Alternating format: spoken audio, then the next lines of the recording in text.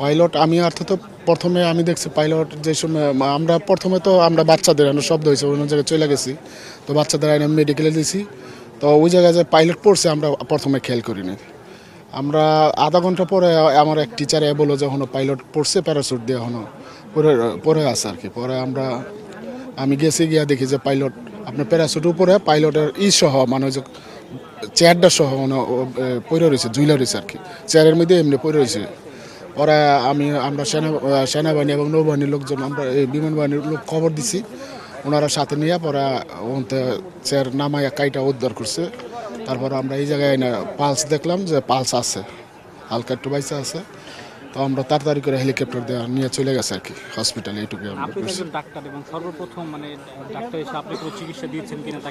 আমি ওই জায়গা থেকে নামায় আমরা সেনাবাহিনী এবং নৌবাহিনী সবাই আইসা ওনারা উদ্ধার করে আইনা আমরা এই মেডিকেলে আইনা আমরা প্রথমে পালস প্রেশার এগুলো দেখছি এবং সেবা দেই নাই। তো আমরা পালস প্রেশার দেখছি যে বেঁচে আছে, তো হেলিকপ্টার দিয়ে এমার্জেন্সিভাবে নিয়ে চলে গেছে।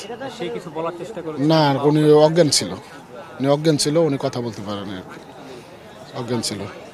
আপনি কিভাবে জানতে পারলেন যে এখানে পাইলট? উনি আমাদের এক টিচার বললো যে উনি টিচার ছিল ওই রুমে, তো টিচার ভয়ে বলতেছি যে সে কি কোনো দরজা জানালা ভেঙে পড়ছে কিনা, মানে ওইটা বর্ণনা। ওটা ছাদ ভাঙে নিচে পড়ছে, গাছের মধ্যে প্যারাসুট ঝুলে রয়েছে, ছাদরা আছে না আমাদের টিন সেট ছাদ, তো ছাদ ভাঙে নিচে পড়ছে।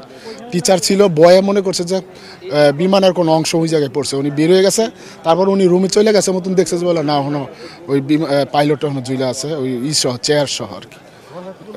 পরে আমার মেডিকেলের বড় বলছে যে স্যার আপনার মেডিকেলে পাইলট জুইলা রয়েছে। পরে আমি সাথে সাথে গেছি, যাই দেখছি যে আসলে পাইলট জুইলা রয়েছে। পরে আমরা নিয়ে চলে পরে করলাম আর কি, সবাই উদ্ধার করছি। মানে একটা গুজব ছিল প্রথম থেকে যে পাইলট মারা গেছে, সেই ব্যাপারে কি বলবেন?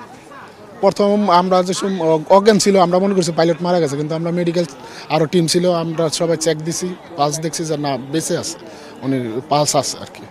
এই জন্য আমরা বলছি যে তাড়াতাড়ি করে ওনারা নিয়ে গেছে উদ্ধার করে, হেলিকপ্টার সাথেই ছিল।